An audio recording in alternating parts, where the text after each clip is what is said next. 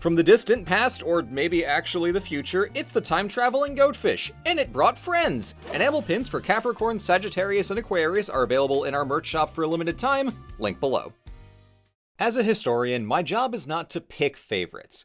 But it's not my fault if I find one, okay? See, of all the fascinating figures in world history, some are simply the perfect essence of their era. It could be in their character traits, what they did, where they went, or whom they caused problems for. Some people are molded by the times, while some just are the times. And in Renaissance Italy, perhaps nobody embodies the spirit of the age better than this infamous noblewoman from the city of Milan. But to understand who she is, we have to start with her names. Born Caterina Sforza, later Caterina Riario, and finally Caterina de' Medici, this one woman navigated diplomacy, waged wars, fended off assassinations, and won a surprising amount of castle sieges across the turbulent landscape of Italy, from Milan to Rome and Forli to Florence. But why 3 names? Well, she took those new patronyms as she married into new families, but her foremost and truest identity was a Sforza, from the Italian word for strength. That nickname was first given to her great-grandfather for his valor as a mercenary, and the entire line of Sforzas exhibited that same strength, courage, and discipline right through to Caterina. Part of her allure is how her life cuts a vivid cross-section of Renaissance history, whisking us from state to state across a web of shifting alliances, brushing shoulders with and against the titans of the 1400s. But no figure features so mightily in her story as the Pope, once her greatest benefactor, later her bitterest rival. Because this, dear viewer, is Pope fights, and I dare say that nobody played the game quite so boldly or bravely as Contessa Sforza,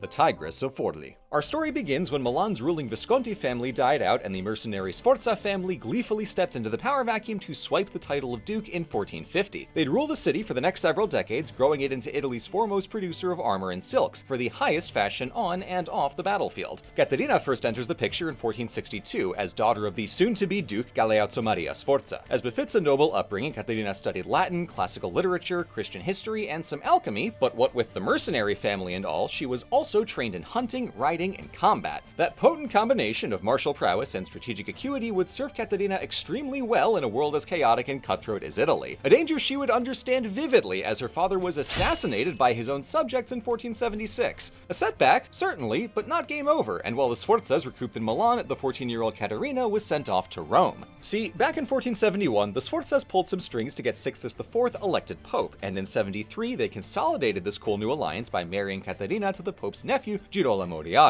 In the Renaissance, marriage was a matter of business and diplomacy, so the literal child Sforza daughter had zero say in any of this. Even worse, she had to move to Rome. Ugh! Caterina got the VIP treatment on her arrival as Pope's new favorite niece, but she'd soon find the ancient city a brazen hive of corruption and moral rot.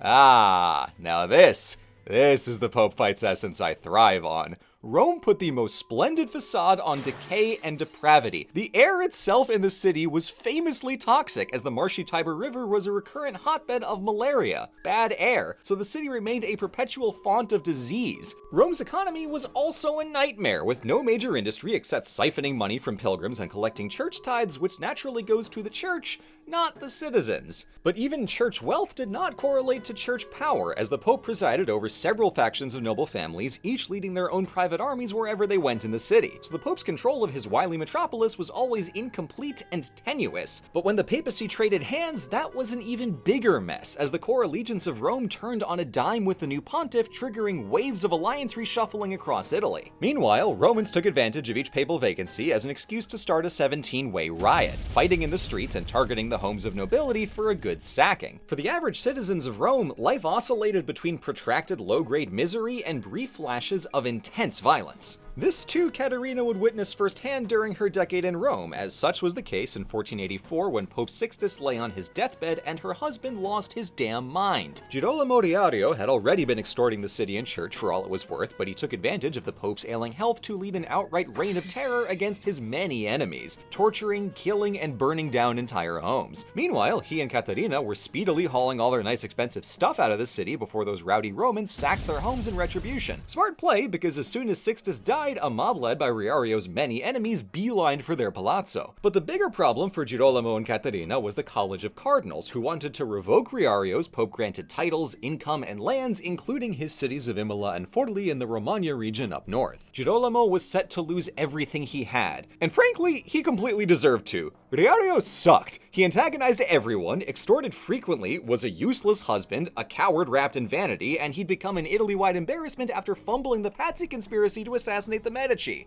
Future episode of Pope Fights, this one's already got way too much going on. Caterina, meanwhile, scarcely 22 years old and several months pregnant, refused to let Parma take her children's inheritance. She too was a Riario. A bad hand, but she would play it masterfully. She got on a horse and rode into the Castel Sant'Angelo, pointing all its artillery at the roads leading to the Vatican, effectively strangling the city and leaving the cardinals at her heavily pregnant mercy. After a week, they relented, offering the Riario several thousand ducats, plus keeping Imola and Forli in exchange for please, dear God, just fucking leave. And so they did. Forli had its charms, but it was a definite downgrade from the opulence they enjoyed in Rome, and without an infinite flow of papal money, the new Count and Countess actually had to work for it. To budget. Yuck. Girolamo did himself no favors and immediately earned the city's ire, provoking a mini coup by his castle keepers and multiple assassination attempts, finally getting God in 1488 by the Orsi brothers Ludovico and Cecco, who walked into the palace and just kinda stabbed him. Lesson learned. Keep it simple. Caterina was used to cleaning up Girolamo's messes, but his death was the worst of all. The Orsi's plan was to capture Caterina's children and hold them as leverage so she'd formally renounce her family's claim to the city. Dastardly, but clever. But the Orsis didn't yet control Forli, and in the kerfuffle, the city's Council of 40 appealed to Rome for protection while the citizens negotiated their next ruler. Caterina was handily outnumbered, but never outwitted, and after much clandestine back and forth negotiating with her allies in the city and a Sforza army en route from Milan, her plan was to enter the castle, the Rocca di Ravaldino, on the pretense of ordering her supporters inside to surrender. However, upon entering that supremely defensible fortress, time was on her side and she could simply stall forever, leisurely awaiting her family's army. The Orsi now realized they'd been played, so they gathered the only leverage they had, Caterina's children, threatening to kill them on the spot. At this, Caterina walked to the ramparts, swore bloody vengeance against the Orsis, and claims they could actually go ahead and kill her children. She was pregnant with another son of Count Riario, so the Orsis in fact had zero leverage over her at all. Caterina was no softie, and a little maternal sentimentality would not part her from her city. The Orsis, faced with an enemy army on the march and the far more terrifying tigress of a woman inside the castle, freed the children and ran for the hills, soon to be tortured and executed just as Caterina promised them. But there's one odd detail here. Whether the retort about her pregnancy was true, we know one version of the story that definitely is not. This other account, popularized by Florentine political theorist Niccolo Machiavelli, sees Caterina instead scandalize the Orsi by flashing her underskirt and saying, "Kill my children, I have the instruments to make more." What I find revealing here is how Machiavelli retained Caterina's core characteristics, her defiance, her ruthlessness, and her raw intimidation, yet made the story needlessly more sexualized. So in the face of Machiavelli writing what is patently horny fanfiction, I can only conclude that the man had a crush on her, and not one of us can or should blame him. Taken together, between Caterina's actions, Machiavelli's thesis on what makes an admirable ruler, and his separate thesis on who's a verified hottie, we can understand what Machiavelli saw in Caterina, a viciously capable ruler, a tigress of a matriarch, and, well, a Renaissance dummy mommy who can steal my castle and kick my ass. Obviously not a direct quote, gender roles were fierce and Machiavelli would never admit it, but the subtext is hollerin'. God, I never knew I needed this energy from Maki.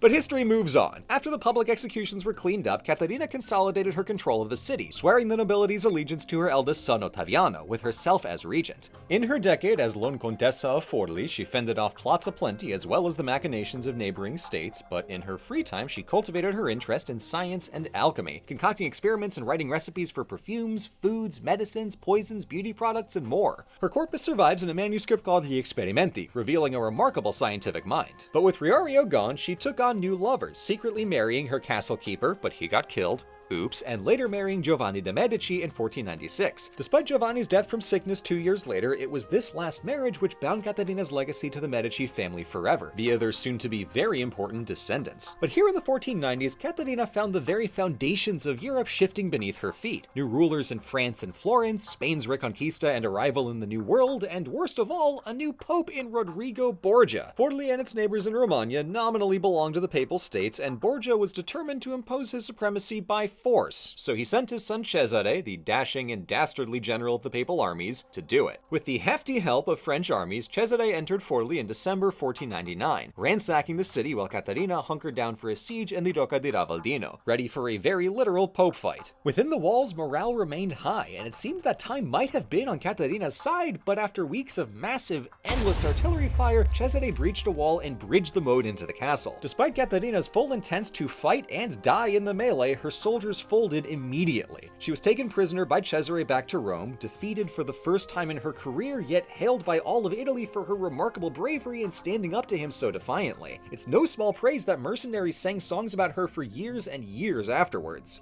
But now, tortured and humiliated, she was held in the brutal cells of the Castel Sant'Angelo, the same site of her great victory what must have felt like lifetimes ago. The Borgias would surely have let her rot until the end of time, but a year later, France bullied them into releasing her since Cesare super duper broke his and France's prisoner of war laws. What? A Borgia? Doing crime? Banish the thought. But with her freedom secure, Caterina's next and final stop was Florence. As a citizen by marriage, Caterina de' Medici lived not as a ruler, but as a Florentine, tending to her daughter Bianca and her Medici son Ludovico, later renamed Giovanni after his father. Finally, having outlived both Borgias, she died of illness in 1509. Too soon to see Giovanni become a legendary commander during the Italian Wars, or to see his son Cosimo de' Medici take the throne as Duke of Florence and later Grand Duke of Tuscany. One last win for House Sforza. Caterina's life is the kind of fascinating that needs like 5 separate axes to fully appreciate. Her character alone is as captivating as it is singular, a true Renaissance woman raised in the height of elegance then thrust to the front lines of statecraft. Each new city and chapter of life casting her in a role she'd play without ever wavering. Daughter, wife, mother, widow, countess, commander, citizen. Yet, her life is a clear casualty of the rapidly changing world. Amid conspiracies and war, her only lasting defeat came at the onset of the 1500s and the so-called Italian Wars, when great kingdoms and massive armies altered Italy's balance of power forever. Even then, she was beaten only once, and only just. In the end, her lasting legacy was in service of her final name, Medici, as her very own grandson would become among the most consequential Florentines in history. Caterina Sforza may have lost the Pope fight, but she won the hearts of an entire era and beyond. She is simply the coolest. Machiavelli was right to have a crush.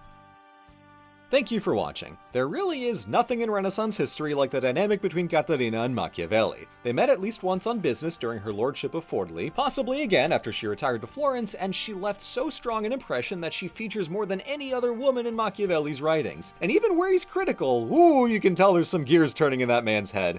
I love when history shows us people being people, you know? In any case, happy Women's History Month, and we'll see you in the next video.